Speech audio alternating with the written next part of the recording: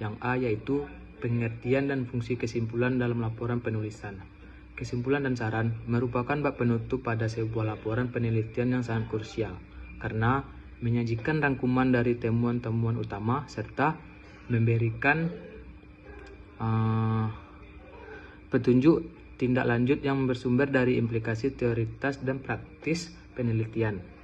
Bagian ini juga harus disusun dengan mempertimbangkan segala keterbatasan yang ada selama penelitian, sehingga memberikan nilai tambahan baik bagi pengembangan ilmu maupun penerapan praktis di lapangan. Selanjutnya yaitu yang B, hubungan antara kesimpulan dan tujuan penelitian. Kegunaan penelitian memiliki keterkaitan yang sangat erat dengan tujuan penelitian itu sendiri. Setelah tujuan penelitian berhasil dicapai, langkah selanjutnya adalah menentukan siapa yang akan memanfaatkan hasil penelitian tersebut dan dalam konteks apa hasil tersebut dapat memberikan kontribusi.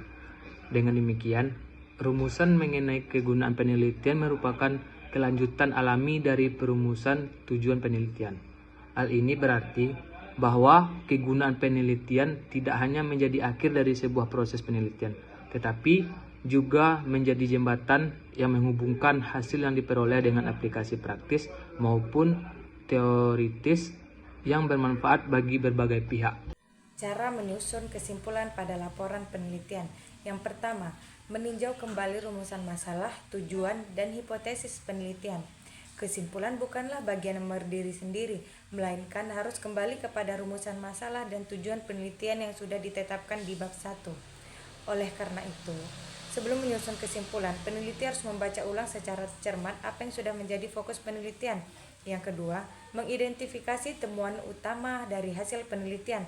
Langkah yang dilakukan selanjutnya adalah menyeleksi data hasil penelitian yang paling relevan untuk menjawab rumusan masalah. Yang ketiga, melakukan sintesis, bukan sekedar rangkuman. Kesimpulan berbeda dengan ringkasan. Ringkasan hanya menuliskan ulang poin, sedangkan kesimpulan menuntut adanya sintesis atau penarikan makna dari kata. Yang keempat, menggunakan bahasa yang singkat, jelas, dan tegas. Meskipun menjelaskan inti penelitian, kesimpulan tidak boleh bertele-tele. Gunakan kalimat yang singkat, padat, dan langsung pada inti. Yang kelima, mengurutkan sesuai rumusan masalah atau tujuan penelitian. Struktur kesimpulan sebaiknya mengikuti urutan rumusan masalah. Jika penelitian memiliki 3 rumusan masalah, maka kesimpulan juga ditulis dalam 3 butir yang sesuai urutan. Yang keenam, menghindari informasi baru yang tidak dibahas dalam hasil penelitian. Kesimpulan bukan tempat untuk menambahkan data baru atau informasi tambahan. Yang ketujuh, menggunakan bentuk penyajian yang sistematis. Kesimpulan dapat ditulis dalam bentuk paragraf atau butir-butir poin. Yang kedelapan, mengaitkan hasil dengan teori atau penelitian sebelumnya. Agar kesimpulan lebih kuat, peneliti bisa menambahkan keterkaitan hasil penelitian dengan teori yang digunakan dalam kerangka berpikir atau penelitian. Yang kesembilan, menyusun kalimat penutup yang mengikat. Kesimpulan sebaiknya diakhiri dengan kalimat yang mengikat keseluruhan penelitian, misalnya dengan menegaskan kembali kontribusi penelitian.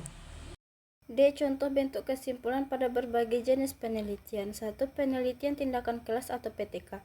PTK adalah penelitian yang dilakukan guru untuk memperbaiki pengajaran. Contoh, jika nilai siswa naik tiap tahap, artinya PTK berhasil.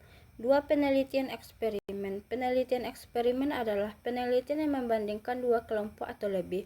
Contoh dalam penelitian eksperimen, lingkungan belajar yang baik dan perhatian orang tua terbukti secara langsung meningkatkan prestasi belajar matematika siswa. 3. Penelitian R&D, mengembangkan produk seperti modul atau media dan menilai kelayakan serta efektivitasnya. Kesimpulannya mencakup validitas produk dan dampaknya pada pengguna. Contoh modul pembelajaran matematika dinyatakan valid, mendapatkan respon positif dari siswa dan guru, serta meningkatkan hasil belajar siswa 14 poin. Kesimpulannya modul ini layak digunakan. 4. Penelitian korelasi. Korelasi bertujuan melihat hubungan lebih variabel. Contohnya, dalam penelitian pengaruh lingkungan belajar dan perhatian orang tua terhadap hasil belajar matematika siswa kelas 5, ditemukan bahwa lingkungan belajar dipengaruhi positif dan signifikan perhatian orang tua juga memberikan pengaruh positif sebesar 33,9% secara bersama-sama, keduanya berkontribusi sebesar 48,3%. 5. Penelitian gabungan. Contohnya, penelitian kuantitatif dan kualitatif mengkonfirmasi bahwa lingkungan belajar dan perhatian orang tua secara signifikan mempengaruhi hasil belajar matematika siswa. 6. Penelitian deskriptif. Penelitian ini berfokus pada penggambaran kondisi atau fenomena yang ada berdasarkan data yang telah dikumpulkan. Contohnya, meskipun lingkungan belajar siswa sudah baik, perhatian orang tua masih rendah menyebabkan separuh siswa gagal mencapai KKM matematika. 7. Penelitian keputusan. Penelitian keputusan atau studi pustaka adalah penelitian yang mengumpulkan dan menganalisis data melalui sumber-sumber yang sudah ada seperti buku, jurnal, dan artikel. Pengertian dan fungsi implikasi pada laporan penelitian. Implikasi penelitian adalah hasil atau dampak yang muncul jika temuan dari sebuah penelitian diterapkan di dunia nyata. Dalam arti sederhana, implikasi bisa diartikan sebagai akibat yang timbul dari keterlibatan suatu hal. Dalam hal ini adalah penelitian. Misalnya, apabila sebuah penelitian menunjukkan bahwa metode belajar justru efektif meningkatkan prestasi siswa. Implikasi berfungsi yaitu memberitahu pembaca apa yang harus dilakukan berdasarkan temuan penelitian. F. Hubungan antara kesimpulan dengan implikasi. Bagian kesimpulan dalam laporan penelitian berisi jawaban singkat dan padat atas rumusan masalah yang diambil langsung dari hasil analisis data. Singkatnya, kesimpulan menjelaskan apa yang ditemukan, sedangkan implikasi menjelaskan apa arti dari temuan tersebut. Pengertian dan fungsi saran pada laporan penelitian. Saran pada penelitian adalah bagian yang direkomendasikan atau usulan yang diberikan oleh peneliti berdasarkan hasil temuan dan analisis yang telah dilakukan selama penelitian. Fungsi dari saran dalam penelitian ini yaitu memberikan panduan atau langkah yang dapat diambil untuk tindak lanjut berdasarkan hasil yang telah diperoleh.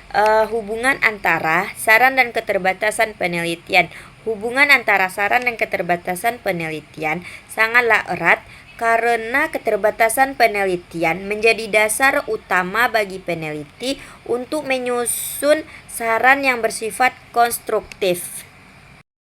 Contohnya yaitu, jika di dalam sebuah penelitian ditemukan bahwa suasana kelas yang kurang kondusif karena siswanya belum terbiasa dengan metode diskusi kelompok, maka peneliti dapat menyarankan bahwa penelitian berikutnya dilakukan di kelas yang familiar dengan metode tersebut agar pembelajaran dapat berjalan